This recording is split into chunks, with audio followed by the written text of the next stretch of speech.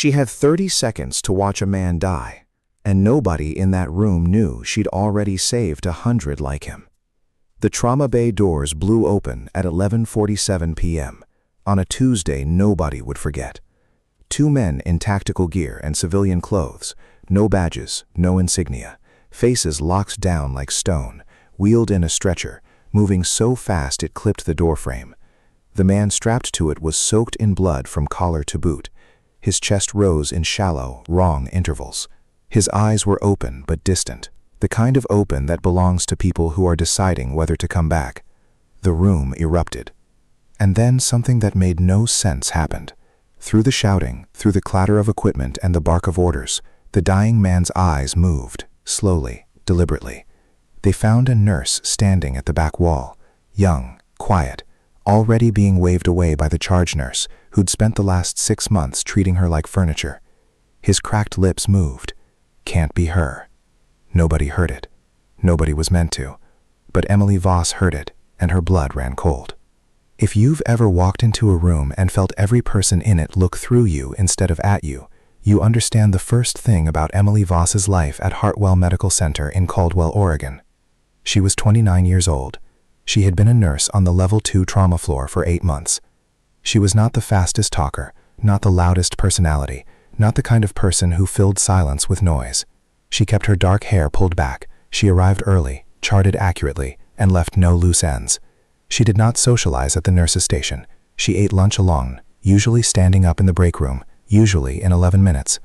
Nobody found this interesting. They found it convenient. Monica Hargrove had been charge nurse on Trauma 4 for 11 years, and in those 11 years she had developed a talent for identifying which staff members she could run without consequences.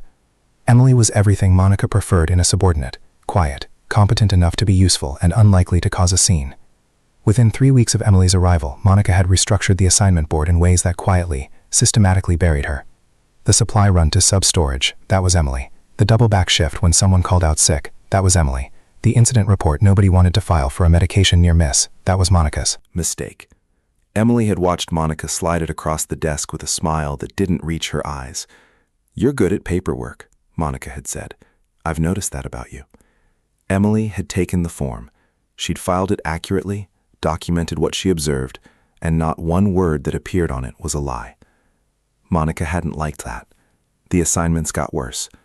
Dr. Warren Delp was the attending on Trauma 4, a reasonable man stretched too thin across too many cases to notice much.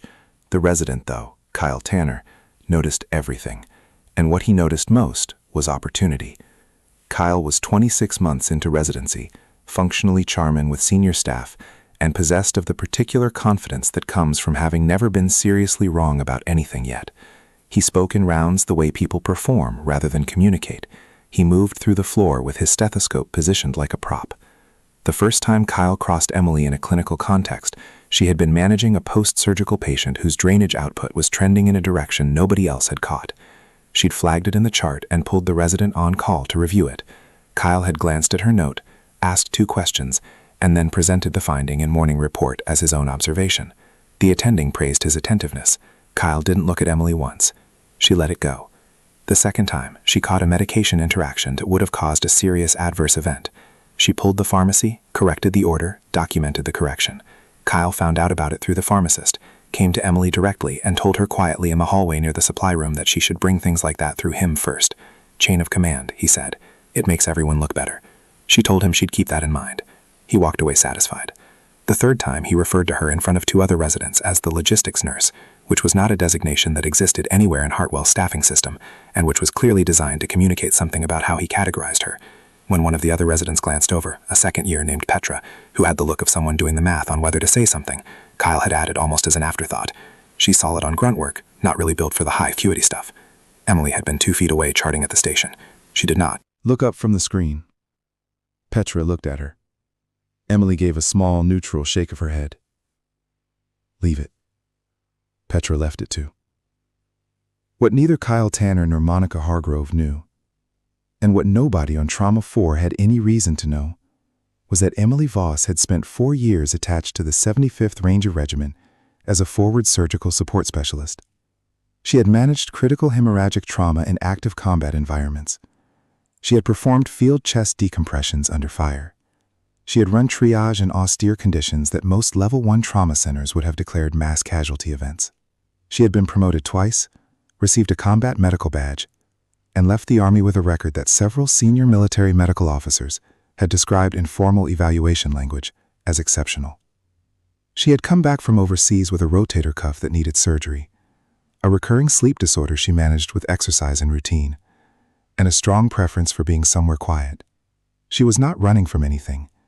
She was just done performing for audiences who hadn't earned the show. The scar on her left forearm, 3 inches of healed shrapnel track, pale against her skin, she kept covered by her sleeve. Not because she was ashamed of it, because she didn't want to explain it to people who would ask the wrong questions for the wrong reasons. She had taken the Hartwell position because it was a good hospital in a city she didn't know, and she had thought, perhaps naively, that doing good work in a quiet way would be enough. Thus the shift that changed everything started like a bad one. Monica had swapped the board at 4:45 a.m., 45 minutes before Emily arrived, which meant by the time Emily clocked in and checked her assignments, she was already carrying 2 patients that had been moved off the board of a nurse named Darcy Polk, who was friendly with Monica and whose favor Monica maintained through these quiet redistributions of burden. Emily looked at the board. She looked at Polk's name. She thought about saying something and calculated again that the math didn't work. A complaint would become a conversation would become a meeting would become Monica presenting 14 examples of Emily's failures that were assembled from real events and constructed interpretations. And by the end, Emily would look like a problem employee who was bad at taking feedback. She had seen that playbook run before. She took the assignments. She went to work. By mid-morning, she had caught a clotting abnormality in a post-op patient that she flagged to Dr. Delp directly because Kyle wasn't on the floor yet and waiting wasn't safe. Delp was good in the moment. He ordered the labs, made the adjustment. The patient stabilized. He thanked her. Kyle arrived 40 minutes later, reviewed the chart, and said nothing to Emily. He asked Delp whether he wanted a formal note on the assessment. Delp said sure. Kyle wrote it, documented his own review, and the case moved forward. Emily ate lunch in the break room. At 1:15, Monica came in. She pulled a chair out, sat across from Emily, and set a manila folder on the table between them. It was a patient satisfaction survey. One patient from 3 weeks ago had written that their nurse seemed distracted and not very warm. "This is you," Monica said. Emily looked at the survey. The patient's name had been redacted as protocol required. The complaint was vague. No specific clinical concern. No adverse event. Just an impression. Hartwell processed dozens of these a month. Most were reviewed in aggregate and trended across departments. A single survey rarely resulted in individual action unless there was a pattern. "I'll keep it in mind," Emily said. "I'm putting it in your file." Emily met her eyes. "Okay." Monica had clearly been expecting more resistance. She tapped the folder once on the table, a little harder than necessary, and left. Emily finished her sandwich. She rinsed her hands, checked the time, and walked back to the floor. The call came in at 3:47 p.m., a mass casualty alert, but not the usual kind. The overhead designation was Trauma Level 1 Federal Flag, which was a protocol combination that most of the Hartwell staff had never seen activated. It meant the incoming patient was a federal priority, which in practice meant law enforcement or military personnel, classified case involvement, possible national security adjacent circumstances, and restricted access protocols that would kick in the moment the patient was through the doors. Monica was at the nursing station when the alert came through. Emily watched her stand up straighter. The federal flag protocols meant Monica's authority increased. She was the one who would control floor access, manage the non-essential personnel boundaries, and make the calls about who stood where and who stayed back. Emily watched her understand this in real time. Monica straightened her badge. 3 minutes before the patient arrived, 2 federal agents came through the trauma bay entrance. Not law enforcement. They moved differently than cops. Civilian clothes but tactical carriage, economical with their attention, scanning the room the way people do when they've spent a long time being responsible for controlling spaces. One spoke quietly to Dr. Delp. The other stood near the door. Emily recognized the type. She went still. Behind her, Kyle Tanner had materialized from somewhere. He always appeared when the interesting cases came through, and was standing at the readiness position, near the trauma bay, with his arms folded and his jaw set, projecting the readiness of someone who planned to be involved. Monica had moved to his right, clipboard in hand. The 2 of them formed a kind of front line. The stretcher came fast. The man on it was large, 6'2" at least, even horizontal, military built. He was in torn civilian recognition. Something close to relief. Something that didn't belong to a man who should have been barely conscious. His lips moved. Can't be her. Emily didn't move. She held his gaze for exactly as long as it took to understand what she was looking at. And then she looked at Kyle's hands, at the procedural tray, and at Monica, watching the monitors, and at the specific set of deteriorating numbers on the screen, and her stomach went flat and cold. They were making a mistake, not a small one. The problem was in the chest. She could see it in the way he was breathing, or trying to. The left side wasn't moving right. The dressings from the field were covering the entry wound, and whoever had applied them had done good work in austere conditions, but the transport had taken long enough that the situation had changed. Tension pneumothorax was a clinical diagnosis you made before the X-ray, because by the time you got the X-ray, you were often filing a different kind of paperwork. The trachea deviation was subtle. She had to look carefully to see it, but it was there. The distended neck vein on the right side, the absent breath sounds on the left if you were listening for them, which nobody was, because Kyle was running a verbal primary survey and asking questions, and the room was loud, and he was performing rather than listening. The monitor read 88/54, HR 142. The trend was accelerating. She looked at Dr. Delp. He was reviewing the field notes the medic had given him, his head down, working through the information in the methodical way he worked through information, which was solid in routine cases and potentially fatal in this one. She looked at Monica. Monica was recalibrating the IV drip and watching Kyle. Nobody was listening to his chest. Emily looked at the clock. She ran the numbers she'd been running since the stretcher came through. Attention pneumothorax. At this pressure, this heart rate, this trajectory, without intervention, she had generously 60 seconds before the heart stopped, in a way that might not start again. She pushed off the wall. Foss. Monica turned fast. Emily was already at the tray. She had gloves on before Monica finished saying her name. She put her hand on Kyle's arm. Move, she said. Kyle's face went through surprise, then offense, then the particular expression of someone deciding how to assert authority in front of an audience. Excuse me? Tension pneumo. She said it at the same volume she'd say, hand me that chart. Not loud, not dramatic, just said it. Left side. He's got maybe a minute. Get your hands off the tray. That's not your call to move. The word was different the second time. Not louder, but it had a quality that made everyone in the room pause. Including, for one beat, Kyle. It was the voice of someone who had said words in places where the consequences of not being listened to were immediate and irreversible. And it carried that weight whether she intended it to or not. Kyle stepped back. He didn't decide to. He just did. Emily was already at the patient. She ran her hands across his chest. Not performing, not narrating, just feeling. Left side. Confirmation. She looked at Delp. Sir? Tension pneumo left. I need a 14 gauge and I need it now. Delp looked up from the field notes. His eyes went to the patient, to the monitor, and then, because he was underneath the fatigue and the information overload, a solid physician, he looked at Emily's face and saw something there that made him move. Get it? He said to the tech. The needle was in her hand in 4 seconds. She positioned it at the second intercostal space, mid-clavicular line, felt the landmarks through her gloves with the calm of someone who had done this in a concrete room with no electricity and people shooting at the building, and she inserted it clean. The release of pressure was audible. The tension broke on the monitor. The heart rate slid from 142 toward 118. The blood pressure after one more dip began to climb. The patient's chest rose on both sides. His color shifted from the gray-blue of hypoxia towards something that in 20 minutes might be called pale but living. The room was completely silent. Kyle stood at the back of the bay. Monica had her hand on the IV pole and wasn't holding it for any functional reason. The federal agent near the door had moved to the threshold of the bay and was watching with an expression Emily couldn't catalog. Dr. Delp looked at the monitor. He looked at his patient. He looked at Emily. He said nothing. The patient's breathing stabilized. His eyes were still open. They found Emily again. Slowly, with the quality of someone surfacing from a depth. His right hand moved. It moved toward Monica, who was closest. Not reaching for Monica, just moving, searching. His fingers closed on Monica's wrist, which was the nearest thing, and Monica flinched but didn't. Pull back. He turned his head. His eyes went to Emily and stayed there. With what was clearly a massive, deliberate effort, the kind of effort that cost something, he raised his right hand. Not to Monica, not to Dr. Delp, not to the room, to Emily.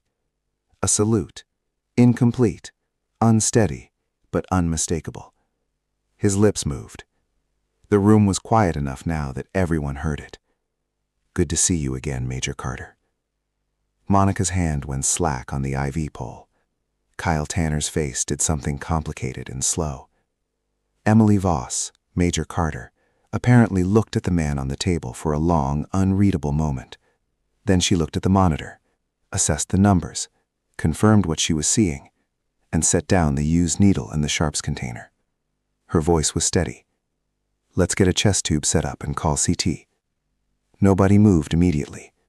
The room had the quality of an intake of breath before something. Then Delp said, "You heard her," and people started moving.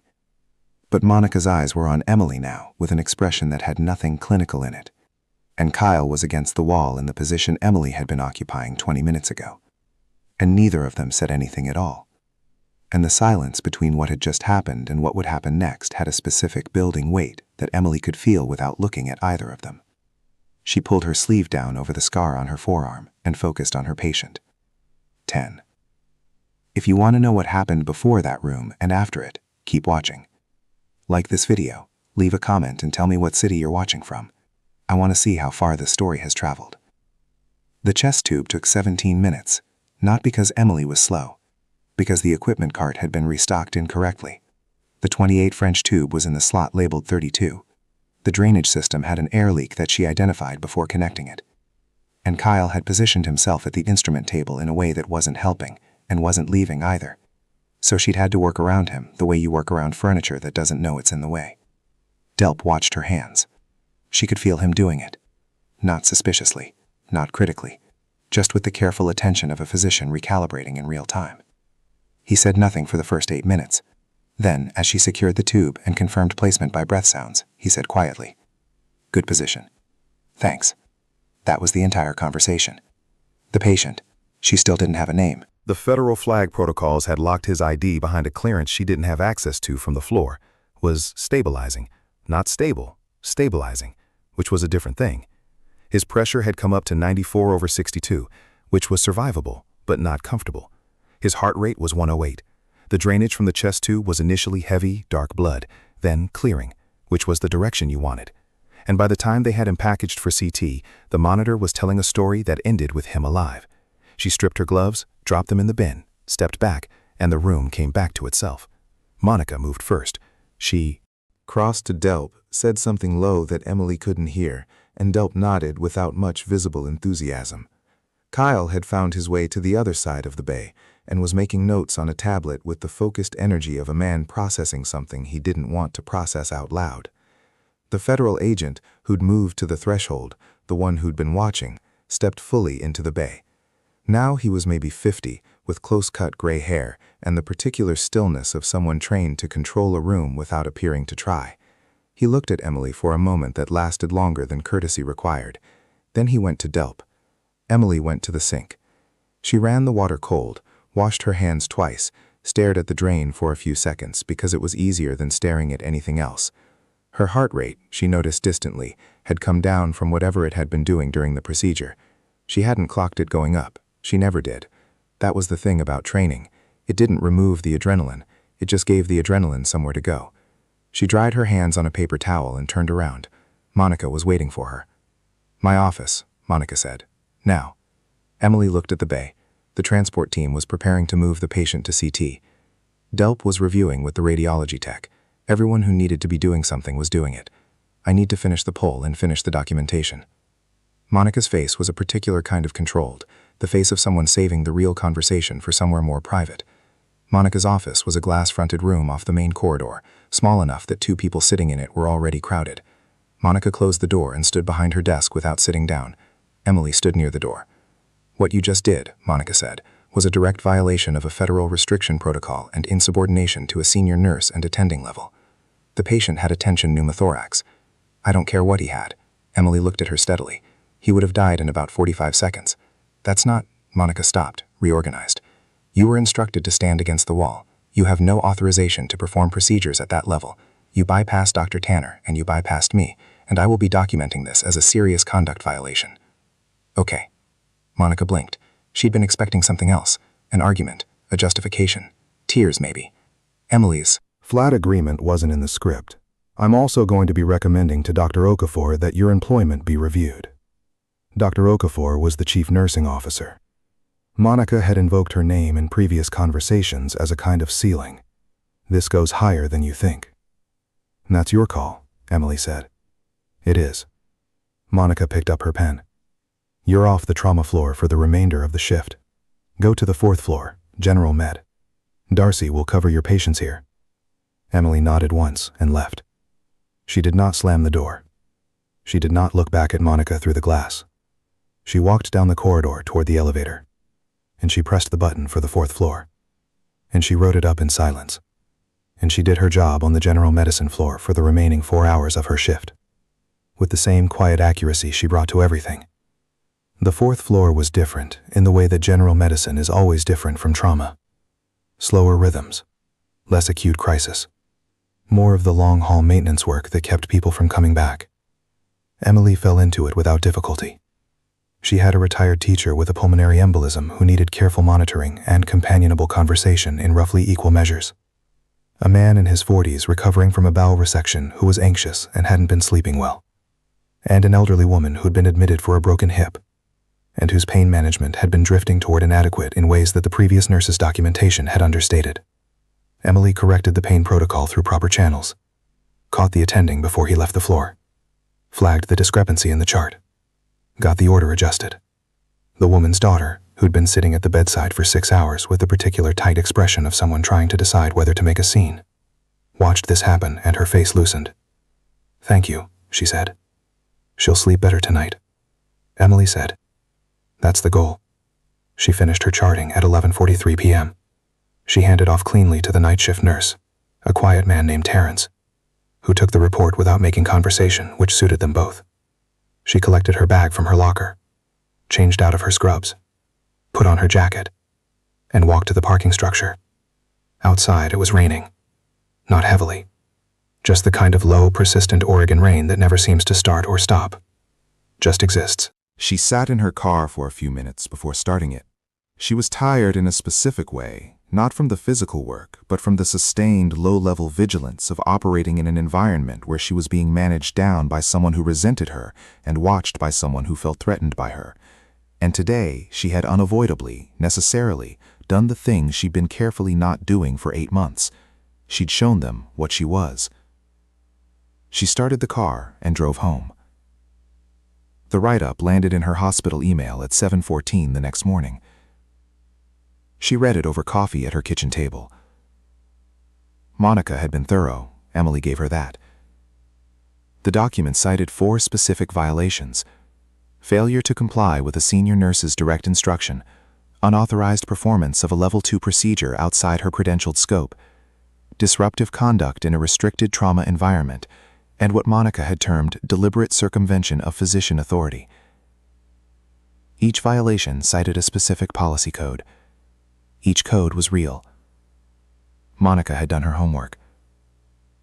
At the bottom, under the recommended action header, was a single line: suspension pending termination review. Emily read it twice.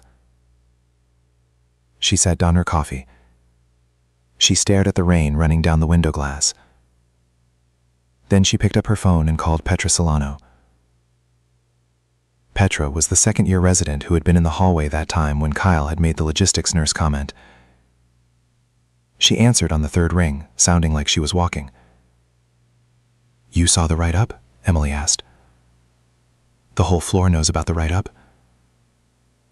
A pause. "Kyle is telling people you panicked and did an unsolicited procedure and Dr. Delp had to step in to take over." Emily absorbed that. "Is Delp going along with it?" "Delp hasn't said anything. You know how he is." She did. Delp was not a coward, but he was not a man who spent political capital without being certain of the return. He would wait to see which way things fell before committing to a version of events. "The patient is in the ICU," Petra said. "Still restricted. The agents are still up there." "Is he going to make it?" From what I'm hearing, yes, but I don't have access to the case. Another pause. Petra lowered her voice. Emily, what was that last night? He saluted you. He called you. I have to go, Emily said. Emily, I'll call you later. She hung up. She sat with the phone in her hand for a moment. Then she opened her email and typed a reply to Monica's write-up. Short, factual. She documented the clinical presentation, the timeline of her assessment, the specific findings that indicated immediate intervention, and the outcome. A live patient, confirmed diagnosis, stabilized vital signs prior to transport. She cited no policies in her defense. She stated no grievances. She simply wrote down what had happened in the order it had happened and signed her name. She sent it and finished her coffee.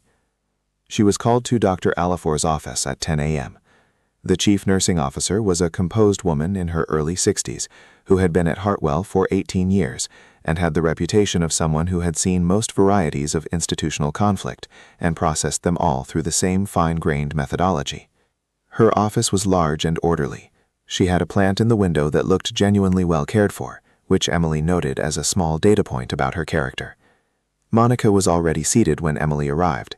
Kyle Tanner was also present, which was unusual for a nursing conduct review, and which told Emily something about how this had been framed going up the chain. Dr. Okafor gestured to the chair across from her desk. "Sit down, Miss Voss." Emily sat.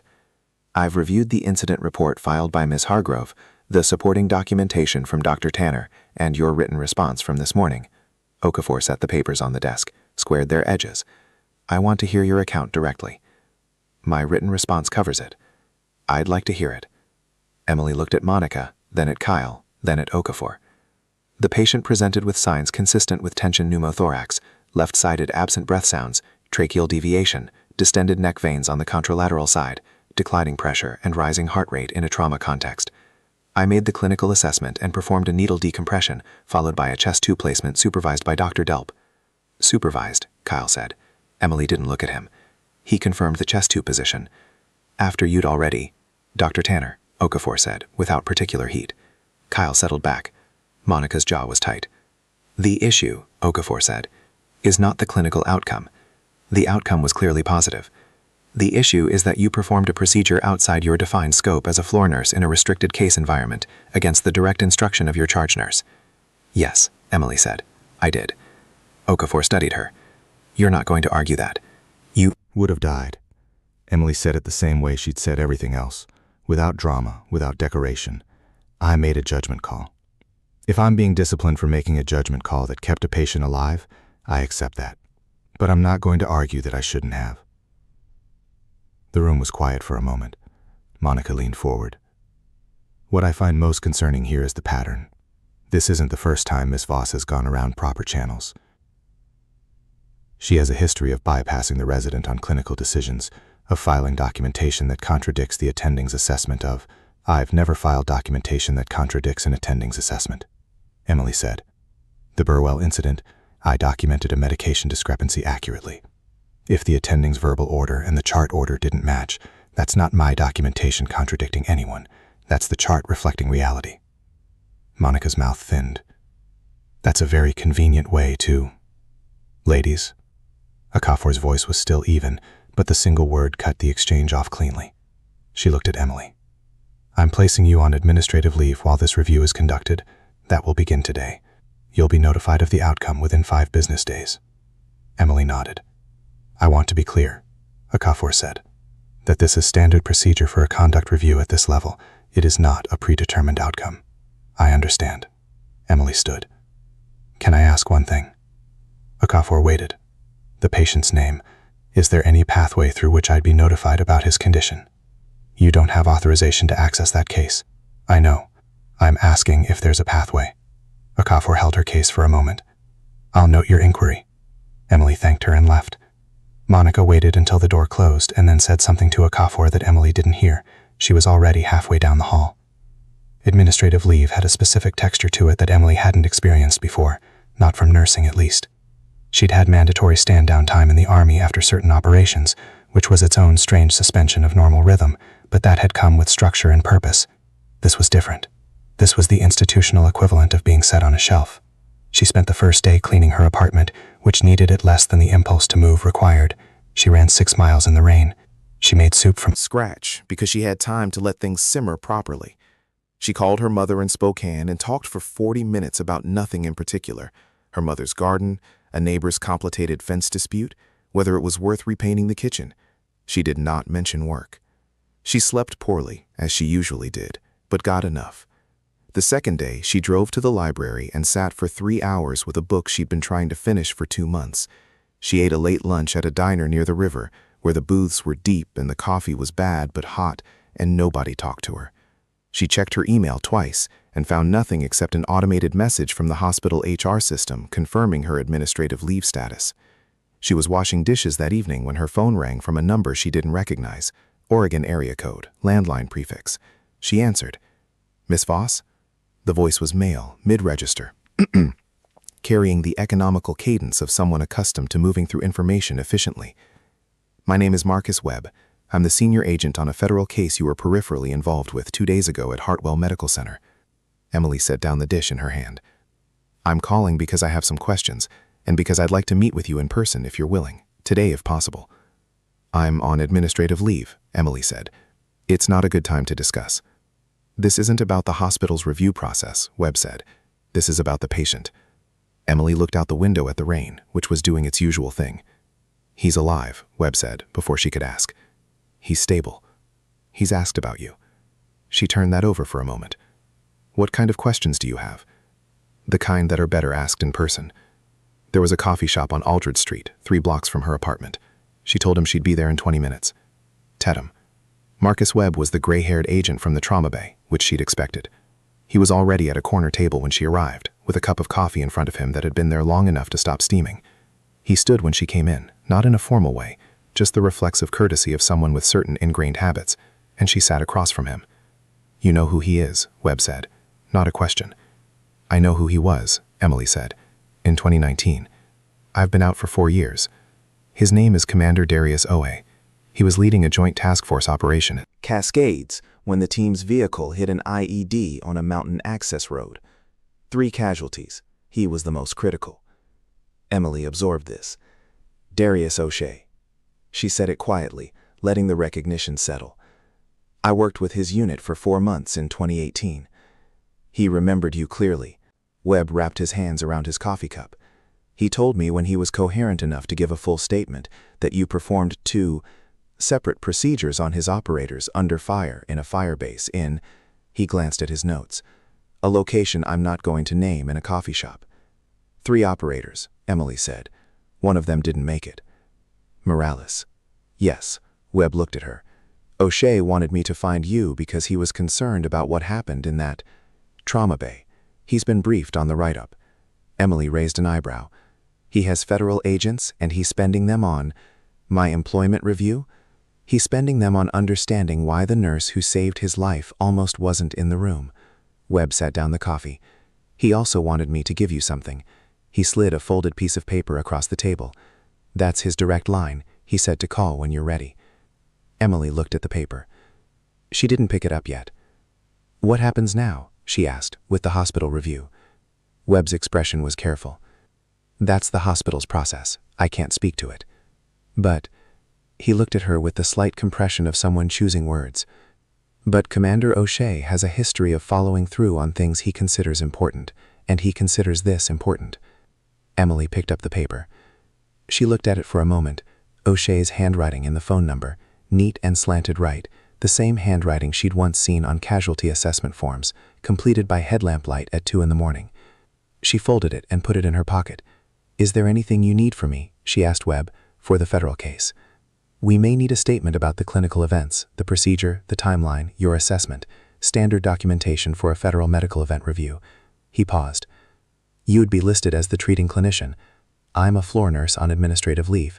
You're the person who made the correct clinical call when no one else in the room did."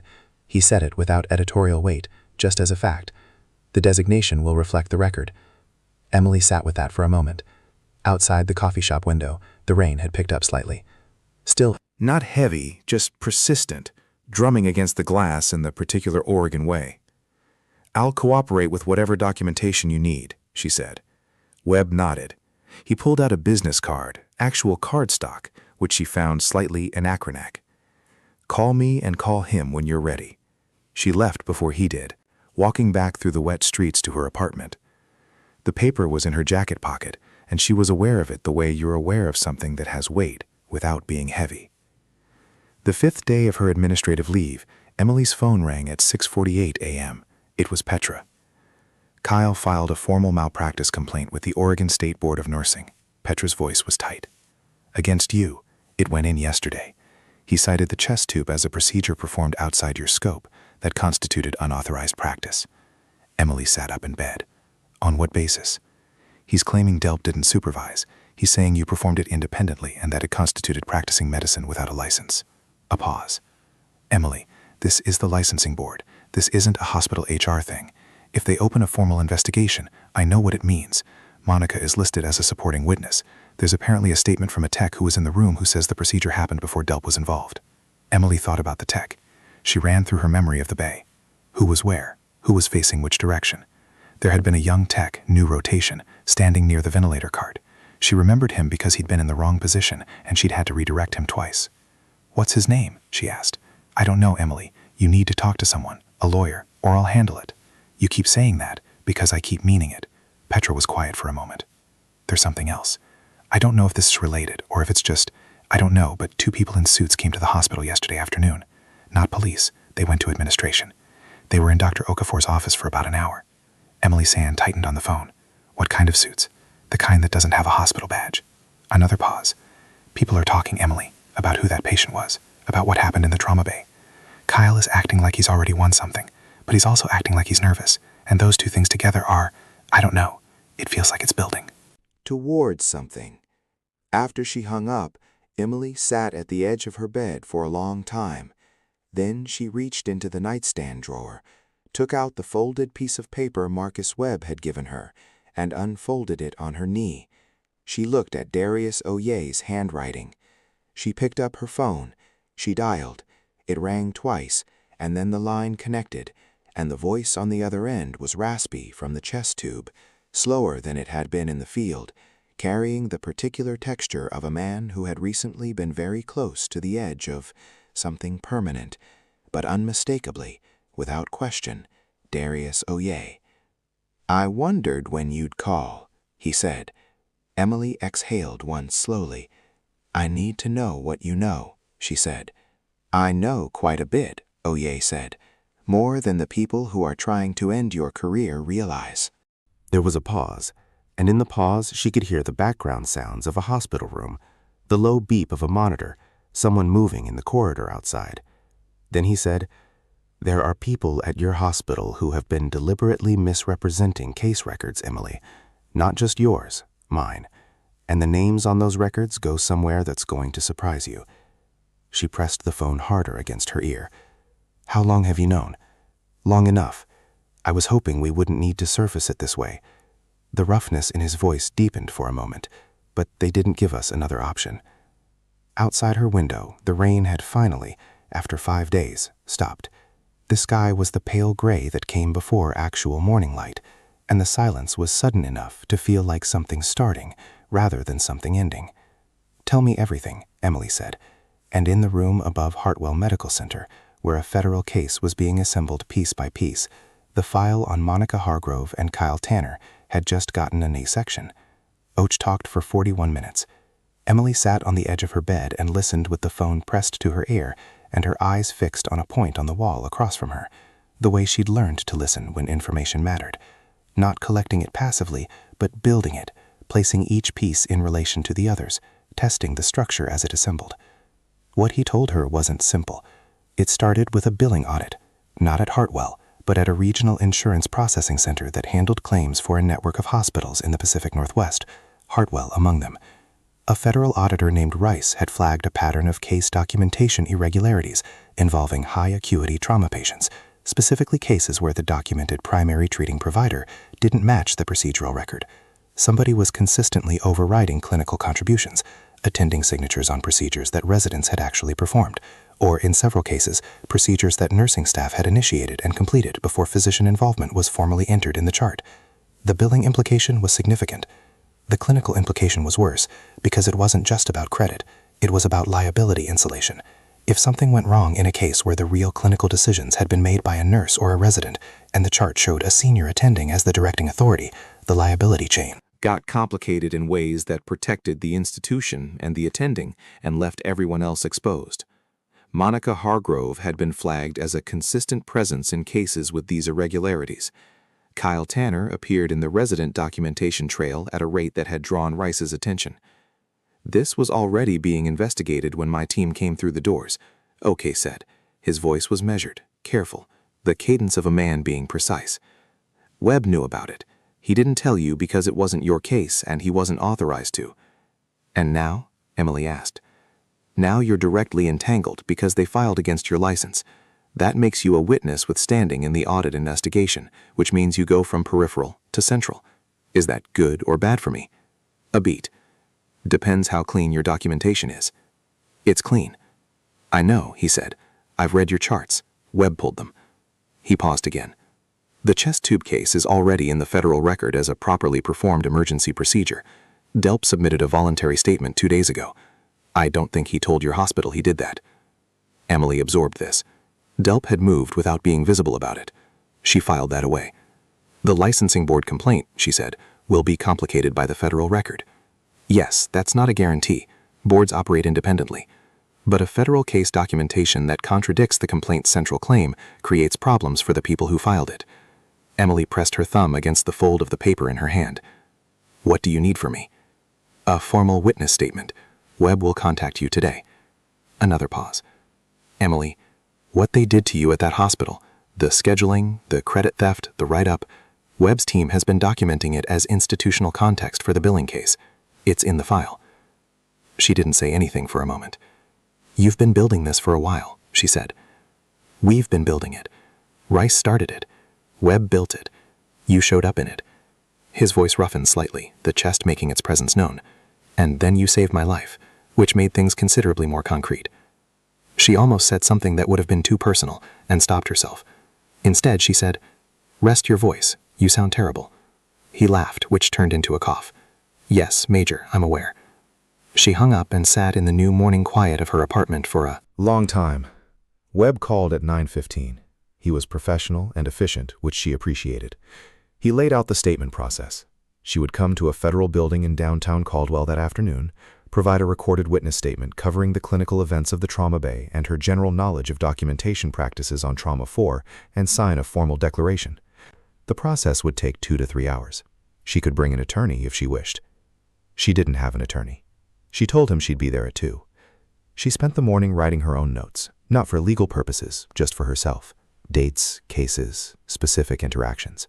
She had a good memory, and she'd maintained the habit of brief personal documentation, partly because of her military record-keeping training, and partly because something in her had understood early in her time at Hartwell that Monica was the kind of manager who rewrote history when it suited her. The notes weren't admissible as anything. They were just the truth, organized. She was rereading them when her phone buzzed. A text from Petra. Kyle just told the residents you've been fired. He's saying it like it's already done. Then 4 minutes later, also Monica is telling people you falsified documentation on the O'Shea case. I don't know where that's coming from, but it's moving fast. Emily sat down her phone. She thought about calling Petra back, then decided against it. The information was noted. There was nothing useful to do with it before the statement. She arrived downtown at 1:47. Webb had a conference room on the 4th floor of a building that had no distinguishing signage and smelled like old carpet and recycled air. There was a court reporter. There was a federal attorney named Cassidy who was precise and thorough and asked questions the way a surgeon works, targeted, not exploratory. Emily answered every question completely and without elaboration she wasn't asked for. The statement ran 2 hours and 12 minutes. When it was done, Cassidy set down her pen and looked at Emily with an expression that was professionally neutral but had something else underneath it. You performed the needle decompression and chest tube on a federal case patient while under a supervisor's direct instruction to stay down, Cassidy said. It wasn't a question. Yes. And your assessment was that the patient would die if you didn't act. My assessment was that he had approximately 60 seconds. Yes. Cassidy looked at her. Notepad. Your military record indicates you performed this procedure in Gishian active combat environments on at least 14 documented occasions. 17. Emily said 3 were documented after the fact. Cassidy made a note. And Dr. Delp's statement confirms he was present, observed the procedure, and confirmed the chest tube placement. That's consistent with my account. Cassidy clicked her pen. The licensing board complaint filed by Dr. Tanner states that Delp was not present during the procedure and was called in after the fact to address what Tanner characterizes as an unauthorized intervention that required physician correction. Emily said nothing. That's a direct contradiction of Dr. Delp's voluntary statement. Cassidy said, yes. Emily said, it is. Cassidy looked at her for a moment. Is there anything you want to add to your statement that you haven't been asked? Emily thought about it.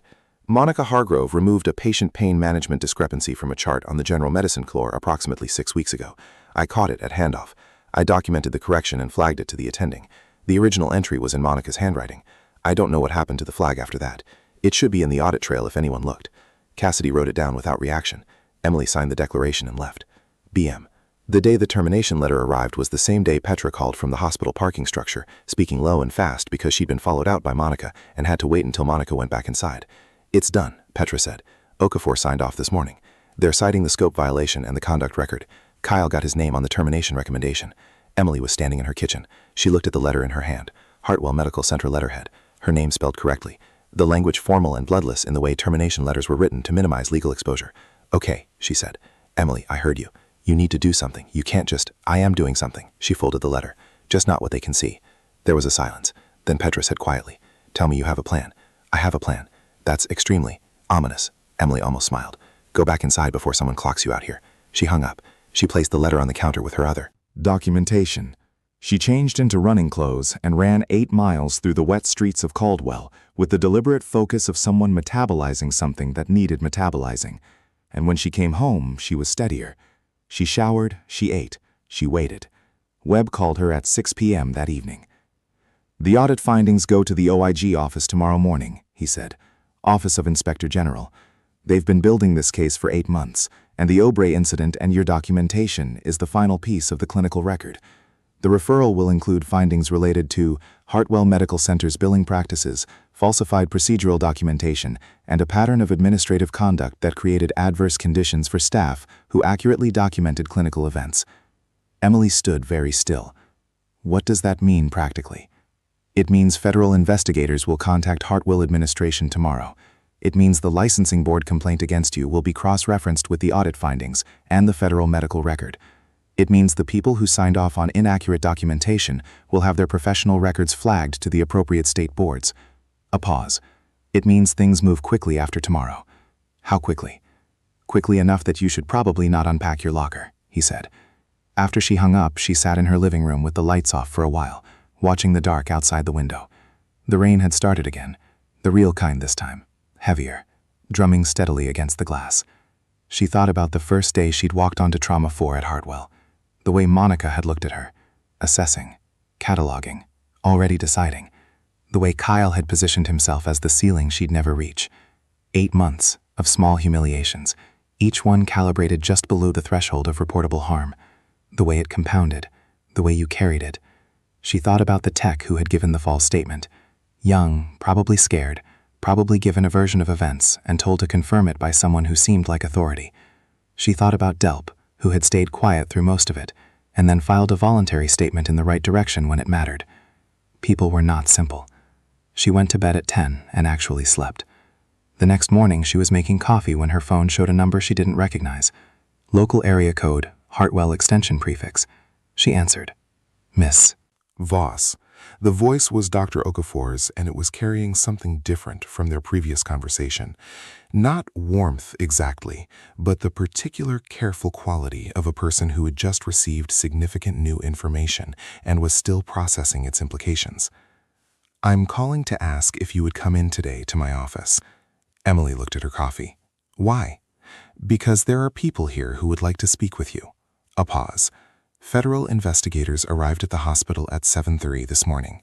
Emily said nothing. And Dr. Delp, Okafor said, has submitted a formal internal correction to his case documentation on the OA admission with a supplementary statement. Another pause, which significantly contradicts the account on record. The coffee finished brewing. Emily poured it. What time? She said. 10 if you were available. She arrived at 9:52. She parked in the visitor structure because she no longer had an employee badge for the staff entrance. She signed in at the front desk with a visitor pass and rode the elevator up. And she was walking down the main corridor toward the administrative wing when she heard it, raised voices from the direction of Trauma 4. Not clinical alarm, something different, the specific pitch of institutional crisis. She turned. She walked toward it. The door to Monica's office, the glass-fronted room where Emily had been told to stand against the wall, was open. Through the glass, Emily could see Monica standing behind her desk with her arms crossed and her face in the locked, rigid expression of someone who had just been told something catastrophic and had not yet decided how to respond. Across from her stood two people Emily didn't recognize, a man in a gray suit with a federal identification lanyard and a woman in a dark blazer with a notepad. Not aggressive, not shouting, calm, methodical, asking questions with the unhurried quality of people who had already done the preparation. Kyle Tanner was in the hallway outside the room. He was on his phone. His face was the color of old paper, and he was speaking in a low, rapid murmur that Emily read as a man calling an attorney. Neither of them saw her. She stood in the corridor for exactly 3 seconds, watching. Then she turned and continued toward Okafor's office. The second she stepped through Okafor's doorway, she understood that the balance of the room had shifted fundamentally from their previous meeting. Okafor was behind her desk. Agent Webb was at the left wall. There was a man in full military dress uniform standing near the window, not in the theatrical announcement way, but simply standing, waiting, with the ease of someone who occupies space without needing to perform it. He was a colonel. Emily read the insignia without thinking about it. And seated in the chair to the right of Okafor's desk, still moving slowly, one arm strapped across his chest, where the chest tube site was healing, and the blast trauma had taken 3 ribs, in civilian clothes that didn't quite hide how much weight he'd recently lost, was Darius Osi. He looked at Emily when she walked in. He didn't salute this time. The arm wasn't capable of it, but something in his face did the equivalent. "Major Carter," he said, "you look better rested than the last time I saw you." "You look considerably more alive," she said. It wasn't a good joke, but it was honest, and he almost smiled. Okafor gestured to the chair across from her. Emily sat. "Thank you for coming," Okafor said. The formality was still there, but the thing underneath it had changed. "I want to start by telling you that the termination letter issued 2 days ago is being rescinded effective today." Emily held her expression level. That decision was made based on documentation that has since been demonstrated to be materially inaccurate. Okafor's voice was controlled, but there was something tight in it, the sound of an administrator who had been used as a tool and was processing that fact in real time. "I owe you an apology for the role this office played in that process." Emily looked at her for a moment. "Did you know it was in those case records?" "No." Okafor said it without flinching. "I didn't know. I should have looked more carefully." She paused. "That's also an apology." The colonel at the window shifted slightly. Webb at the wall was watching Emily with the same careful attention he'd had in the coffee shop. Osei said from his chair, "There are some things we need to cover. Some of them are about what happens next here. Some of them are about a formal process that's already in motion." He looked at her steadily. "You should know the full shape of it before people start telling you parts of it." Emily looked at him.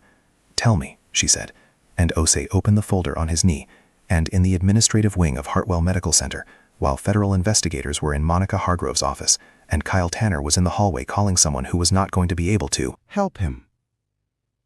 The full account of everything that had been done and everything that was going to be done about it began to come clear. And Emily Voss sat with her hands in her lap and her spine straight and listened to all of it without looking away. Then the colonel stepped forward from the window, and he was holding something, and the shape of it, the color, the ribbon. Emily's breath stopped. Commander Okafor submitted a formal commendation request 2 days after the Trauma Bay incident, the colonel said. It's been reviewed and approved at... Webb looked at her. The full record was pulled and replaced with a reduced version at the HR processing stage. The person who handled that intake, a coordinator named Lyle Broussard, has been with Hartwell for 6 years and has a documented relationship with Monica Hargrove that goes back to when they worked in the same department at a hospital in Eugene. Emily sat back slightly, not dramatically, just the small physical adjustment of a body processing something. "Monica saw my application. She said before the committee did. Yes." Webb closed the folder. "She saw your rank. She saw your deployment record. She saw the commendations." He paused, and she made a decision. Emily looked at the second document the colonel had placed on the desk. Her name, the case number, the institutional designation. She looked at it with the specific attention of someone who was no longer being surprised by what humans were capable of, but was still in some residual human way struck by the particularity of it. "She hired me anyway," Emily said. "She hired you because your clinical credentials were exceptional and the floor needed someone with your hours." Webb's voice was even, not editorial, and because she'd already removed the context that would have made anyone above her ask questions about how she treated you. Owe from his chair said quietly, "She wanted the skills without the standing." Nobody added anything to that. It didn't need anything added. Emily looked at Okafor, who was sitting behind her desk with her hands folded and her face carrying the controlled expression of someone managing a profound institutional shame. Okafor had not known. Emily was increasingly certain of that. But Okafor had also not looked closely enough at things that were her responsibility to look at, and she knew that too, and it was sitting on her visibly. "What happens to Broussard?" Emily said. "He's been placed on administrative suspension pending the IG referral. The document manipulation is a federal matter, altering credential records in a federally regulated hiring process." Webb paused. "He'll cooperate. He's already indicated he will. Monica directed it." "That's what the evidence indicates, yes." Emily nodded once. She looked at the commemoration document the colonel had set on the desk. She hadn't picked it up yet. She looked at it the way you look at something that belongs to you that has been sitting somewhere else for a long time. "Tell me the rest," she said. The audit findings, as Webb laid them out, were worse than Owe had described in the broad strokes. The billing irregularities weren't incidental. They were a system. Not an elaborate one, not a coordinated conspiracy of many people, but the kind of thing that grows from one person's habit and spreads because institutions don't look at what they don't want to find. Monica controlled the documentation workflow on Trauma 4. She had for years.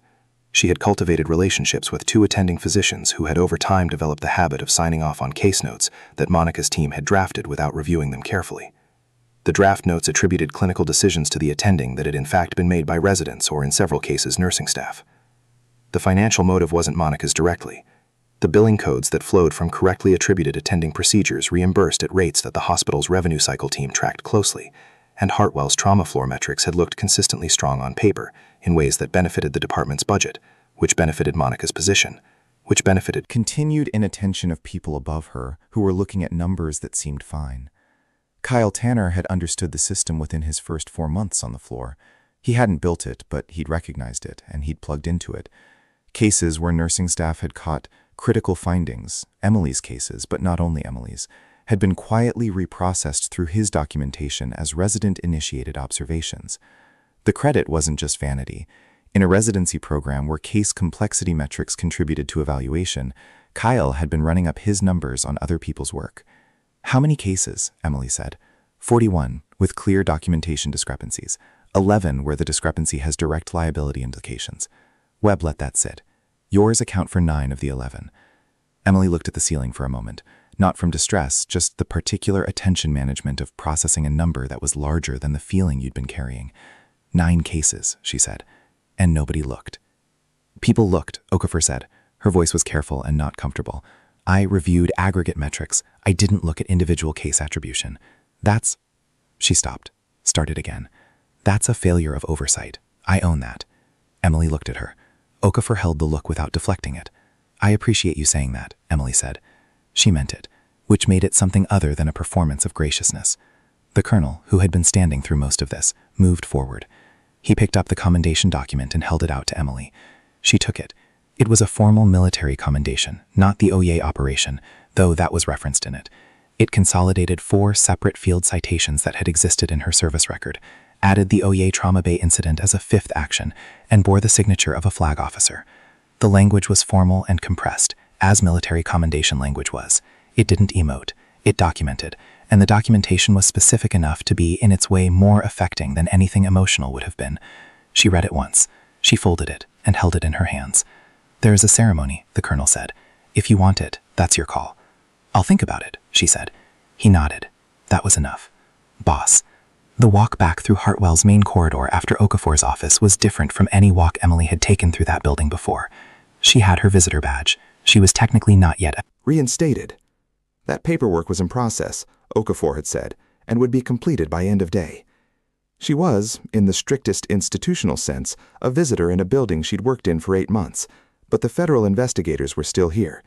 She'd passed 2 of them in the administrative wing, moving between offices with the unhurried purpose of people who had a list and intended to get through it. As she walked toward the elevator, she became aware that the floor had a different quality than it usually did. People moving with slight hesitation, the particular social texture of a workplace that has just learned it is being examined by outside parties. She pressed the elevator button, waited. The doors opened, and Kyle Tanner was inside. He saw her and went still in the way of someone who has been caught mid-movement and is recalculating. He was alone. He was still in his white coat, which struck her as a choice that he'd kept it on through all of this, as if it were still armor. Emily stepped in, the doors closed. The elevator moved upward. She was going to the 4th floor for reasons she couldn't have explained. Some residual pull toward the patient she'd been managing before the leave. Kyle said nothing for 6 floors. Then I want you to know that the complaint to the board was... He stopped.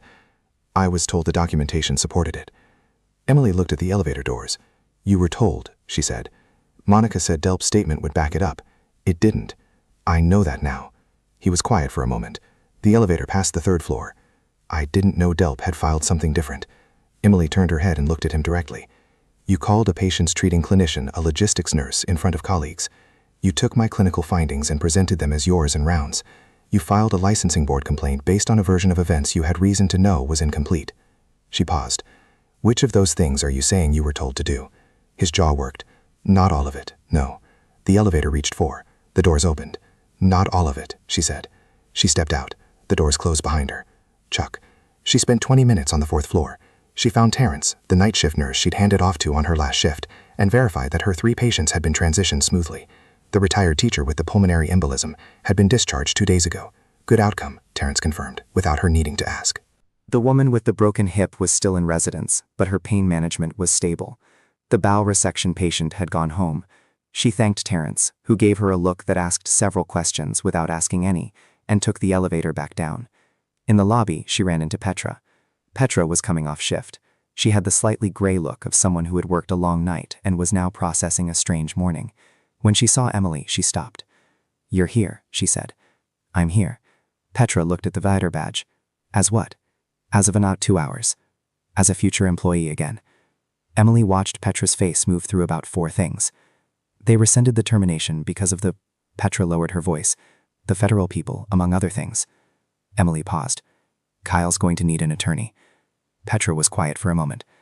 He's in his office with his phone. He's been there for 2 hours. Nobody's going in.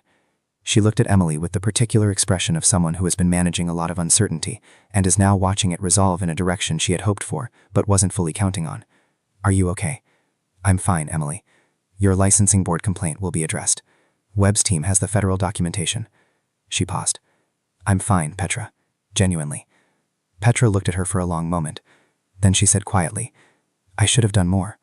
When Kyle was... I saw it, and I didn't say anything on record. Emily shook her head. You told me what was happening. That mattered. It's not the same as... It's not the same, Emily agreed. But it's what you did, and it helped me. So that landed somewhere in Petra's face. She nodded once tightly, the way people do when they're accepting something they're still not entirely at peace with. Monica Hargrove was escorted out of the building at 2:17 that afternoon. Emily didn't see it happen. She heard about it from Webb, who called her at 2:34. Monica had been served with a federal subpoena, placed on immediate administrative suspension by Okafor, and asked to surrender her badge and leave the building pending the OIG investigation. She had complied. She had said, according to the agent present, almost nothing. Emily received this information standing in her kitchen.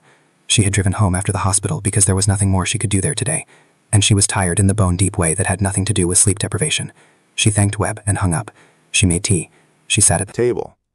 She looked at the commendation which was on the table where she'd set it when she came in. What she felt was not what she'd expected to feel, which was the problem with long-deferred moments. They never arrived in the form you'd been unconsciously practicing. She'd imagined, in a vague and suppressed way, that when this kind of accounting happened it would feel vindicating, and it did, but not cleanly. What she felt was more like the particular exhaustion of carrying something heavy for a very long time, and finally setting it down, but finding that your hand still had the shape of holding it. She sat there until the tea was cold. Then she opened her laptop and started reading. Chuck. The referral document, which Webb had forwarded to her as the named clinical witness, was 47 pages. She read it in full. It was thorough. The documentation of Monica's credential interference was detailed and cross-referenced across email records, HR system access logs, and Broussard's preliminary cooperation statement. The billing irregularity section cited all 41 cases. Kyle Tanner's name appeared in 11 separate case notations with specific attribution to the fraudulent documentation pattern. There was a supplementary section on institutional oversight failures, not individual misconduct, but structural.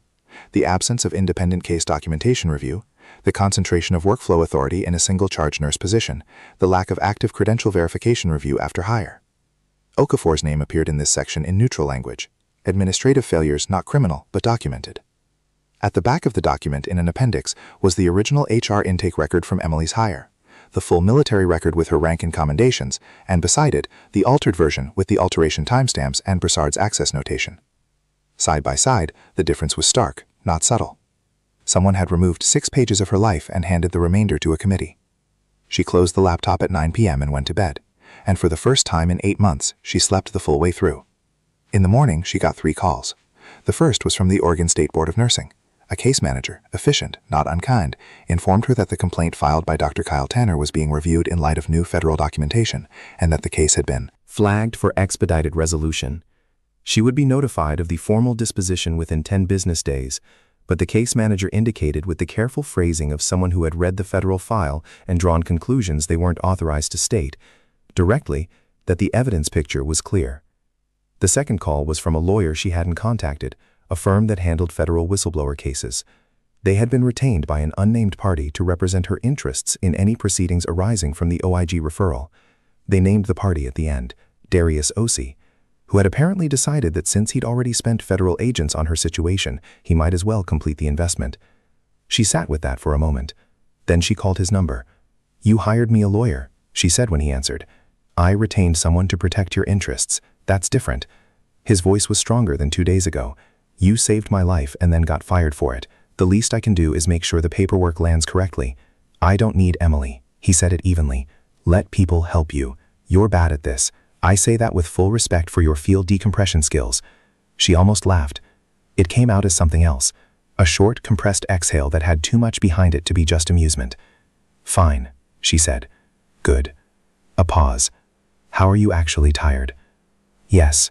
He understood what the word meant all the way down. "Me too." The third call was from Okafor. She had cleared the formal reinstatement paperwork. Emily was to return to active status at Hartwell on Monday, with back pay for the leave period, and with a new position designation that Okafor wanted to discuss in person. Emily arrived at the hospital at 10. The building felt different. Functionally, it was the same lobby, the same elevator, the same corridor smells of antiseptic and recycled air. But the social atmosphere of a workplace in the aftermath of a significant institutional event had a specific character, and she felt it as she walked through. People made eye contact differently. A few of the nurses she knew nodded at her with a directness that hadn't been there before. Monica's office was empty. The glass front showed a clear room with the desk surface bare, personal items removed. There was a printed notice on the door that Emily didn't stop to read. Kyle Tanner was not visible anywhere on the floor, which she noted and put aside. Okafor's office was calm. Okafor was seated. She looked like someone who had not slept well, but intended to be useful anyway. "Sit down, please," she said. Emily sat.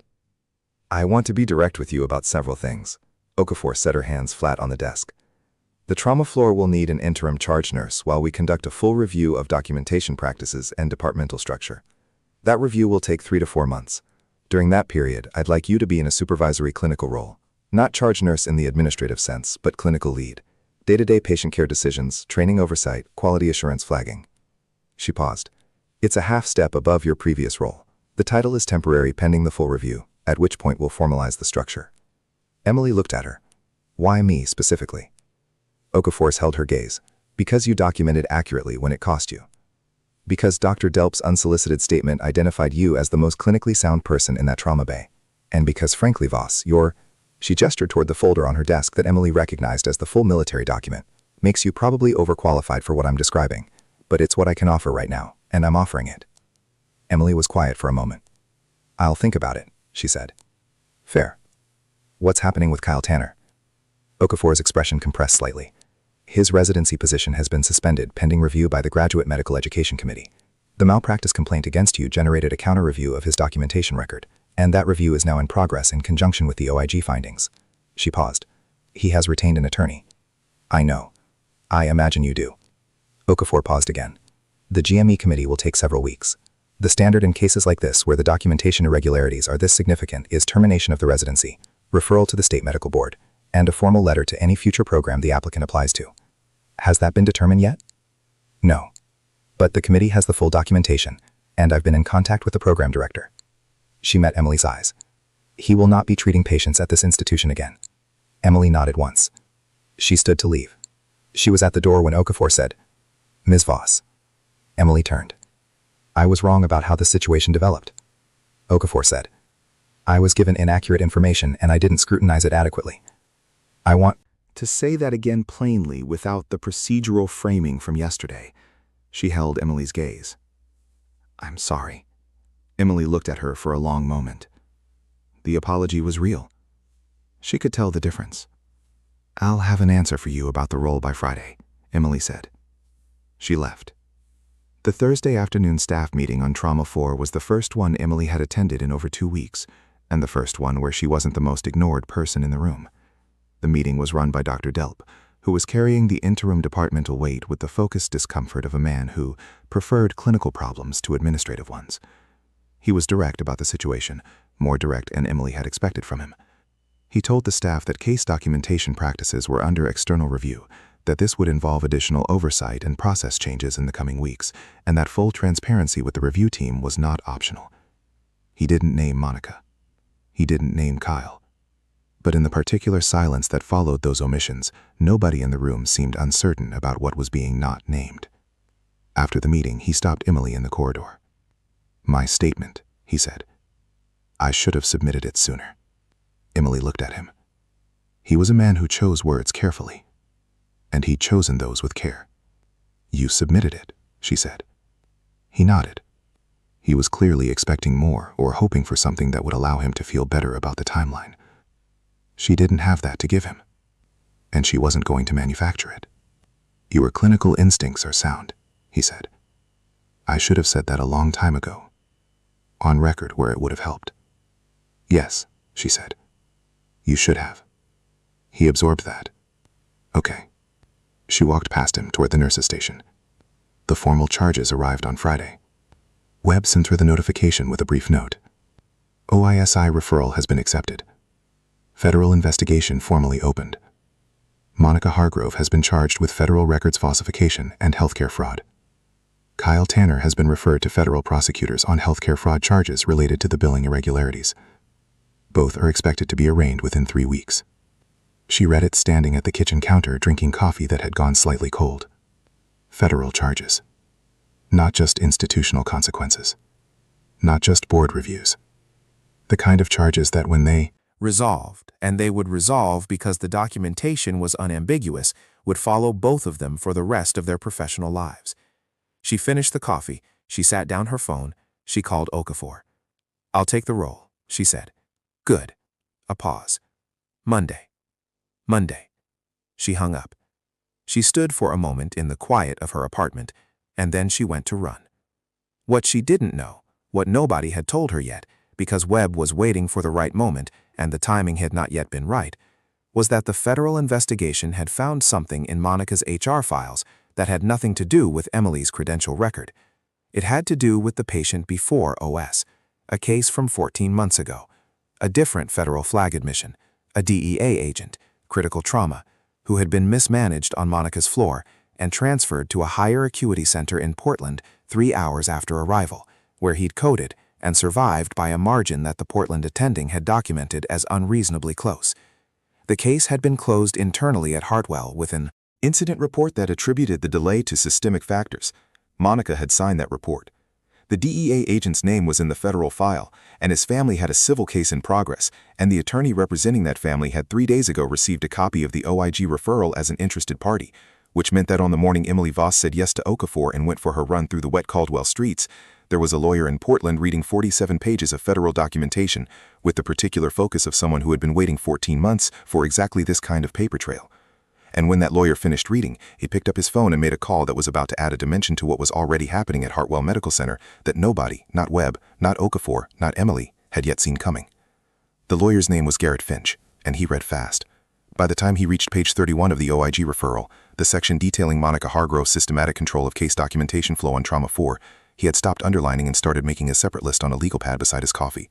By page 43, the list had 17 items. By page 47, he had circled 3 of them twice and written a single word beside each circle in capital letters. FOSS. He called his client at 8:15 that morning. The DEA agent's name was Rowan Ferris, and he was 44 years old, recovered, but not fully, still carrying nerve damage in his left hand from the Portland Code event that had ended his field career. He was in a house in Bend that he'd bought with his wife during the 2 years he'd spent deciding whether he wanted to keep fighting the civil case or let it go. He hadn't let it go. The federal investigation I've been tracking, Finch said, just handed us the evidentiary foundation we've been missing for 14 months. Ferris was quiet on the other end. Then how solid? Federal documentation, OIG referral, cross-referenced institutional records, HR access logs, case attribution irregularities. Finch paused. The charge nurse who signed off on your incident report is the same person who has been systematically controlling documentation on that floor for years. She's now facing federal charges, the paper trail connecting her to your cases in this file. Another silence. What does this mean for the suit? It means the defense's primary argument that your outcome resulted from systemic factors outside any individual's control just collapsed. Finch picked up his pens. File an amended complaint by end of next week. I'll have it ready in 4 days. Ferris exhaled slowly, the sound of a man who had been carrying something for a long time and was now feeling the weight of it shift. Not gone, but moving. Do it, he said. Finch hung up and started drafting. Doug Webb told Emily about the Ferris case on Wednesday morning. He called her at 7:15 while she was getting ready for her first day back on the floor.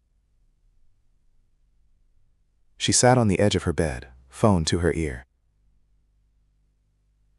and listened while he walked through the connection. The DEA agent, the prior admission,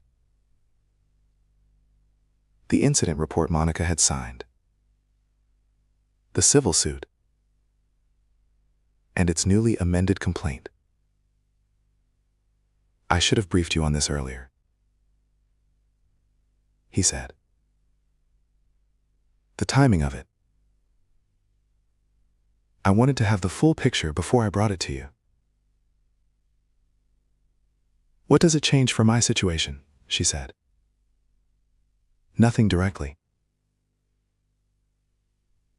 Your reinstatement is already processed. The licensing board disposition is tracking toward dismissal. The federal charges against Hargrove and Tanner are in the prosecutor's hands. He paused. What it changes is the scope of what Monica Hargrove was doing, and for how long. Ferris wasn't an isolated case. He's the one that preceded yours. There are potentially others. Emily absorbed that. How many others? She said the investigation is looking at a 4-year window. Ferris is the most critical outcome case outside of OCI. But there are at least 3 other patients with potentially adverse outcomes that can be linked to documentation delays or care misdirection. In cases where the record doesn't accurately reflect what happened. She sat with that for a long moment. 4 years. Before Emily had ever walked onto that floor. Before Monica had looked at her credential file and made her calculation. This had been running. Other nurses who'd been managed down. Other clinicians whose accurate observations had been overwritten.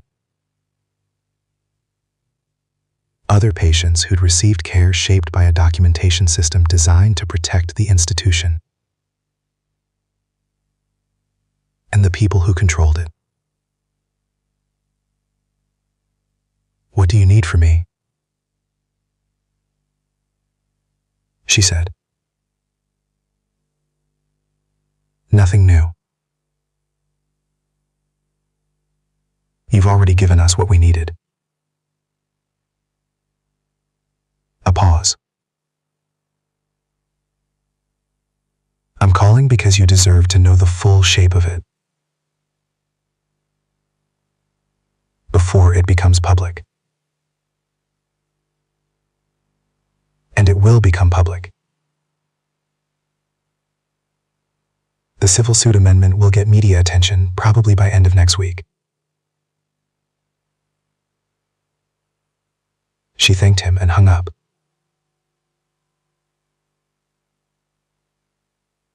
She sat for another minute. And then she finished getting dressed and went to work. The first Monday back had the specific quality of a return that everyone in the room was navigating without a shared script. The trauma floor staff knew the broad shape of events. They didn't know the details. Or rather, they knew the corridor version, the rumors, the visible events, the federal investigators who had moved through the building. They knew Monica was gone and Kyle was gone, and that Emily was back.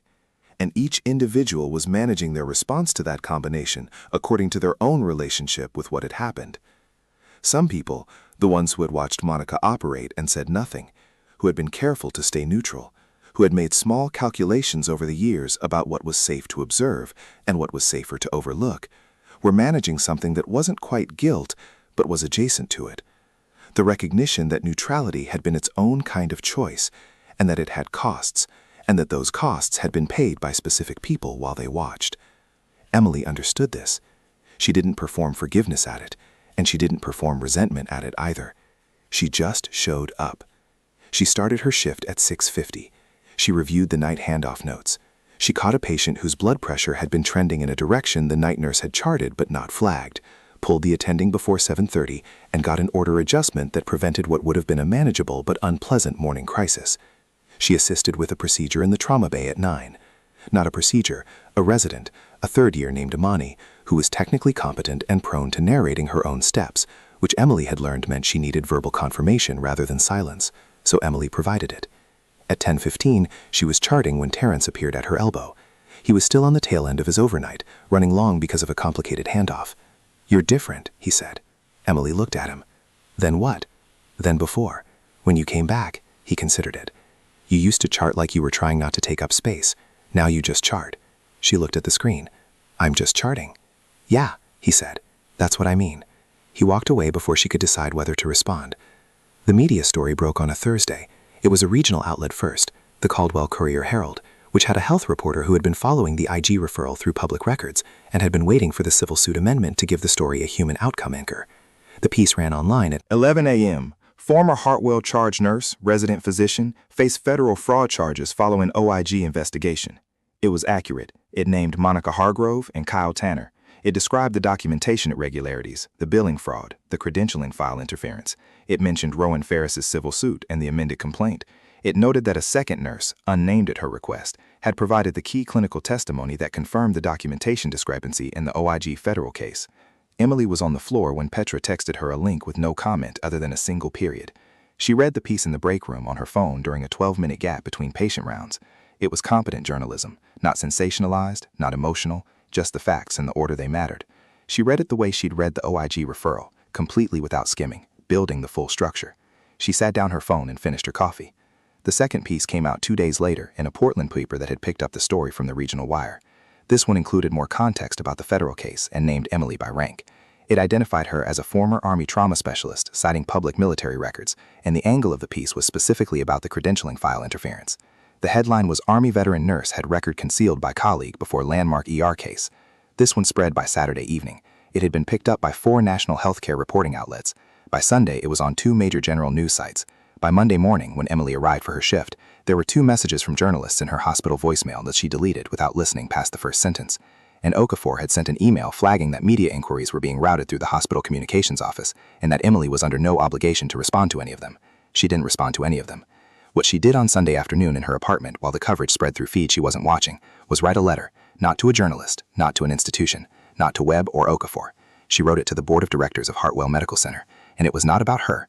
It was about the structural conditions that had allowed Monica's system to run for 4 years, the absence of independent documentation. Audits the concentration of workflow authority.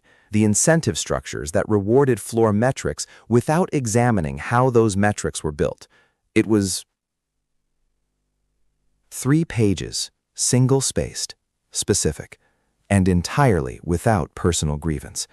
She sent it Monday morning and received an acknowledgement by afternoon. Kyle Tanner's arraignment was on a Tuesday, 3 weeks after the federal charges were filed. Emily didn't attend. She didn't need to. She was on shift, and the work was real, and the patients were real, and the courtroom was a room she didn't need to be in for the outcome to mean something. What she knew from Webb's brief factual update that afternoon was this: Kyle Tanner appeared in federal court, entered a not guilty plea that his attorney had clearly advised as a procedural opening rather than a genuine defense posture, and was released on a personal recognizance bond. The federal prosecutor's case was, by any objective standard, strong. The documentation was unambiguous. Dell's testimony was filed. The billing records were in evidence. Kyle's attorney had reportedly been in contact with the prosecutor's office about the possibility of a cooperation agreement, which was the legal version of a man reading the landscape and accepting what he found there. The residency program had already sent formal notification of his termination. The Oregon Medical Board had opened a review. Kyle Tanner would not practice medicine in Oregon, and given the federal case trail, the board reciprocity system meant the review would follow him to any other state he might try. He was 27 years old, and he had spent 2 years stealing other people's clinical work and building a record on a foundation that had just been publicly disassembled. Whatever came next for him would be built differently, if he built anything at all. Emily thought about him once that evening, not with satisfaction, not with resentment, just briefly, and then not again. He was not the main character of what she was thinking about. Monica Harrow's arraignment was a week later. This one Emily heard about from Petra, who had seen coverage and texted 3 words: she looked bad. Monica had entered the same procedural not guilty plea, but the charges against her were more extensive: the federal records falsification, the healthcare fraud, and now, because Finch had filed his amended civil complaint and the federal investigation had found the evidentiary links Finch needed, a separate civil liability exposure in the Ferris case that was being actively referenced in the federal prosecution as evidence of the pattern's duration. The nursing board had suspended her license immediately upon the federal charges being filed. That was standard. But in Monica's case, it had a particular resonance, because the license she'd spent 11 years accumulating, the credential that had been the source of her institutional authority over people like Emily, was now in the same suspended state she had tried to put Emily's in. The outcome wasn't immediate. Federal cases moved at federal pace, which was not fast. Monica's case would take months to resolve, possibly more than a year, but the shape of it was already visible. The OIG documentation was thorough.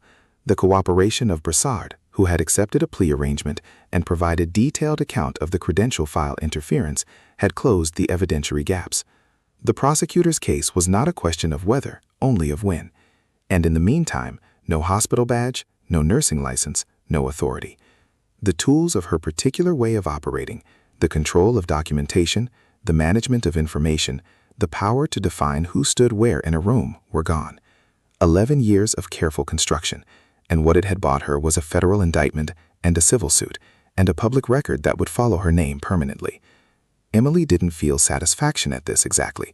What she felt was something more specific and more quiet, the particular resolution of watching something end that should have ended long before she arrived, that had been running at cost to people she'd never met, and that had finally run out of runway.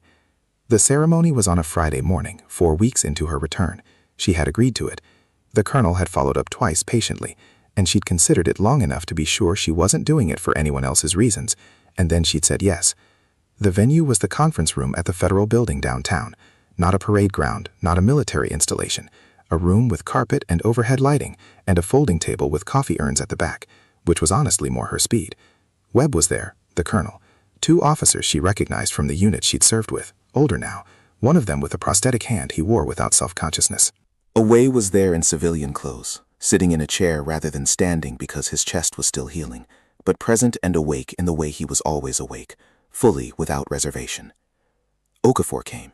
Emily hadn't expected that, and when she walked in and saw Okafor near the back, she paused for half a second before continuing forward. Okafor caught the pause and gave a small, composed nod that said she understood she was here at the edge of something she hadn't originally been part of. Petra came. Emily had told her she didn't have to. "I know I don't have to," Petra had said. "I want to." Terrence was there too, which surprised Emily until she realized he'd heard from Petra, and that he'd come anyway, because he'd made a decision she hadn't asked him to make, and she didn't say anything about it. The ceremony was not long. The colonel read the formal language, the 5-sided actions, the documented record, the general officer's signature, and the language was, as it always was, compressed and precise, and better for its restraint. He pinned the commendation and stepped back, and there was brief, direct applause that Emily received without performing modesty or gratitude beyond what was real. Jose stood. It cost him something. She could see it in his jaw, the controlled management of pain, but he stood anyway. He didn't make a speech. He said, "Twice in my life, I was the most critical patient in the room, and you were the one who made the right call. Once in a firebase with no lights, and once in a trauma bay where someone tried to make you stand against the wall." He paused. "I'm glad you didn't." She looked at him for a moment. She thought about the first time she'd seen him, a different room, a different country, the particular mathematics of triage under fire, the specific weight of someone else's life in your hands. "You were a difficult patient both times," she said. He almost smiled. "You're a difficult nurse." The room laughed, not politely, genuinely, and the tension that had been sitting in the back of Emily's throat for most of the morning broke and released. She shook hands with the officer she'd served with. The one with the prosthetic hand gripped hard, and she gripped back. He said simply, "Good work, Major." And she knew he meant both the field and the 8 months after it, and she said thank you and meant it. Okafor approached. Near the end, she was carrying herself with the precise formality of someone who had processed a significant amount in a short time and was still in the processing, which Emily respected. "How are the first weeks back?" Okafor said. "Busy, good. The clinical lead role." Okafor paused. "I'd like to have a formal conversation about making it permanent, not the interim designation, a named position with appropriate compensation and standing." She met Emily's eyes. "The board has reviewed your letter about structural reforms. They've approved a documentation audit protocol and an independent review committee. I'd like you involved in building that." Emily looked at her. "That's a significant expansion from the original offer." "Yes," Okafor said, "it is." She held Okafor's gaze for a moment, reading it the same way she read clinical signs for the thing underneath the presentation. What she found was genuine, complicated by the history, weighted by the institutional shame, but genuine. "I'll think about it," she said. "Give me until Monday." "Of course." After the ceremony, she drove home. She changed into running clothes. She ran 12 miles along the river path, further than she usually went on a weekday, further than was strictly efficient, just running because her body needed to metabolize the morning, and running was the thing she'd always trusted to process what thinking couldn't finish. She ran until she was tired in the right way. She walked the last half-mile back through the damp Caldwell air, and she thought about what Terrence had said. "You used to chart like you were trying not to take up space." And she thought about the 8 months of careful smallness, the calculations she'd made about what was safe to show, the scar she'd kept covered, not because she was ashamed of it, but because she didn't want to explain it to people who'd asked the wrong questions. She thought about the moment in the trauma bay when she'd looked at the monitor and looked at Kyle's hands and made the decision. Not a dramatic decision. There had been nothing dramatic about it, just the arithmetic of what was happening versus what she could do about it, and the answer being clear and moving. The simplest things were the ones that had to be trusted. Wang. On Sunday evening, Darius Away called. He sounded better. Still rough, still recovering, but better. The particular quality of a voice finding its range again after damage. "How are you doing with all of it?" He said, "I'm okay." She was in her kitchen cooking for the first time in a while because she'd had the patience for it. Really okay. Not just saying it. Good. "I've been thinking about what comes next for you. I have a permanent position offer. Okafor wants me to help build out the documentation reform process. Are you going to take it?" "Yes." She said it with a straightforwardness of someone who had finished deliberating. "I thought about it all week, and it's the right answer." "Why?" She considered the question. Okafor asked things directly and expected the same back, which was one of the things she'd always respected about him.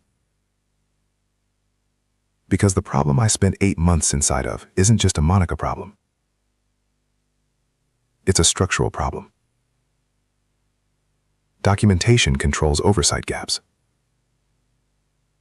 The way authority gets concentrated in people who learn to use it against accuracy, rather than for it." She stirred the pot on the stove. "I know how to operate in austere conditions. I know how to make the right call when nobody's watching. The next part is building systems so the right call is easier for everyone who comes after." He was quiet for a moment. "That's a good answer," he said. I know. He laughed. The real one, full, not careful. Still difficult, he said. Still recovering, she replied. After she hung up, she stood at the stove for a while, listening to the sound of rain starting outside, the particular Oregon rain she'd spent 8 months cataloging as backdrop, persistent and unspectacular, drumming against the glass. She'd learned to cook in the Army, not from training, just from being in places where doing it yourself was the only option, and the work of it was calming when nothing else was.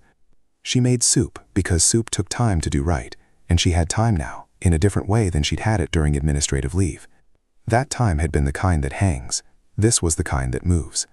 Monday morning, she called Okafor at 8. Yes, she said, to the permanent role and to the reform committee. I have some conditions. Tell me, Okafor said. Emily had written them out over the weekend. They were practical, not adversarial. Independent review of case documentation quarterly, a formal pathway for clinical staff to flag attribution discrepancies without going through department heads. Mandatory credential verification review at 90 days and annually, and external ombudsman for conduct complaints involving charge-level nursing staff. She read them. Okafor was quiet when she finished. Then the board will need to approve the ombudsman structure. I know. I'll present it if you need me to. Another pause. I'll have the formal offer letter drafted today. Can you meet this afternoon to go over the reform committee structure? 2 o'clock. 2 o'clock confirmed. Mum. 3 months later, the federal case against Monica Hargrove resulted in a plea agreement. Emily heard about it from Webb, who had kept her looped in, not because she was required for anything further, but because he believed she deserved to know. Monica had pleaded guilty to 2 counts of healthcare fraud and 1 count of federal records falsification. The sentencing guidelines were significant. Webb estimated between 14 and 24 months of supervised release and substantial financial penalties along with permanent nursing license revocation in Oregon and the mandatory referral to the National Practitioner Database that would follow her wherever. She would not work in a clinical environment again. The civil case, Rowan Ferris versus Hartwell Medical Center, settled the following month. Hartwell's liability insurers, reviewing the OIG documentation and the federal plea, had concluded that fighting the suit to trial was not in anyone's interest. The terms were confidential, which was standard, but Ferris's attorney sent a brief note to Webb that said his client felt the outcome was just, which was about as much as civil outcomes ever delivered, and Ferris was apparently satisfied with it. Kyle Tanner accepted his cooperation agreement with the federal prosecutor. His testimony about the documentation practices provided in exchange for a reduced charge and no prison time was thorough and detailed. He was 27 years old, and he had contributed to a federal case that resulted in 2 felony convictions and a civil settlement. His medical career was over before it formally began. What he did with the rest of it was not Emily's concern, but she hoped in the distant and impersonal way that you hope for people who are going to have to live with their choices that he figured something out. Broussard had completed his cooperation agreement months earlier. He was fined. His HR career was over. He was, as far as anyone knew, working at a moving company in Salem, which was not a moral verdict, but it was a consequence. The first meeting of the new Documentation Reform Committee happened on a Thursday afternoon in a conference room on the 2nd floor of Hartwell Medical Center. 8 people around the table, Emily Okafor, 2 attending physicians, a resident, 2 floor nurses from different departments, and an external auditor from a healthcare compliance firm that Okafor had retained. Emily ran the meeting not because she was the most senior person in the room, she wasn't, by several metrics, but because she had designed the structure and she knew what outcomes it needed to produce, and the work of running it was just the work of running it. She opened with the documentation framework, walked through the quarterly review protocol, addressed the attribution flagging pathway. She asked questions when she didn't know things, which was several times. She was corrected on one point by the external auditor, and the correction was right. And she incorporated it. She caught a gap in the resident representation structure halfway through and revised the working draft in real time, which made the proposal better. The meeting ran 92 minutes. It produced a draft framework with 7 operational items and a proposed timeline. Nobody in the room tried to manage her down or position themselves above her clinical authority. They just worked. She drove home in the early dark. It was November, the light going at 5 now, and she sat in her car in the parking structure for a few minutes before going up. She thought about the morning she'd stood in the trauma bay doorway, watching a man die, and been told to stand against the wall. She thought about the arithmetic of that moment, the 60 seconds she'd calculated, the decision she'd made, the movement that had followed. She thought about all the smaller movements before it, the 9 cases of accurate documentation, the medication flags, the pain management corrections on the 4th floor, The 100 daily choices to do the work correctly in a system that was rewarding people for doing it wrong. None of those moments had been seen. Most of them wouldn't appear in any record. They were just the accumulation of a person doing what they believed was right in spaces where it was inconvenient and unrewarded, and sometimes actively costly. That accumulation didn't erase anything. It didn't make the 8 months less real or the toll they took less true. The scar on her arm wasn't from a metaphor. It was from shrapnel, and it ached sometimes in cold weather. And the sleep issues were still the sleep issues and probably always would be. But the accumulation had also undeniably been the thing, the record that couldn't be fully erased even when someone tried to overwrite it. The truth that had existed in 9 case charts, even when it wasn't attributed correctly. The clinical reality of what had happened in that trauma bay, which had been observed and filed and declared by DELP, because you cannot perform a correct procedure and have it fail to be correct. She got out of the car and went upstairs. 6 weeks later, Darius Osai was cleared for limited duty. He had been rehabbing at a facility in Tacoma, and he sent her a message the day the clearance came through. Not a call, just a text. 3 words, back in play. She replied, "Don't get shot again." His response was immediate, no promises. She smiled at her phone. She was in the break room at Hartwell on a Tuesday. Afternoon with a cup of the consistently mediocre coffee she'd been drinking for over a year now. And the smile surprised her a little. Not because it was unexpected, but because it was easy. The real kind. The kind that didn't have anything complicated underneath it. 2 weeks before Christmas, she got a letter. It came in an envelope with a Bend, Oregon return address, and inside was a single handwritten page from Rowan Ferris. He had gotten her contact information from Finch, who had gotten it from Webb, which was 3 degrees of federal agency she would have said no to if anyone had asked first. But Ferris had written it by hand on actual paper, which she noted, and the letter said, "Moss, I was told you were the one whose documentation confirmed what happened in my case. I was told you did that accurately in a situation where doing it accurately cost you. I don't know what to say about that, except that it matters. My daughter is 12. Her name is Sadie. I'm going to watch her grow up. Thank you." Emily read it at her kitchen table on a Sunday morning, with the rain doing its thing outside, and coffee in her hand, and no particular plans for the rest of the day. She set the letter down. She sat with it for a while, not performing the weight of it, just letting it be what it was.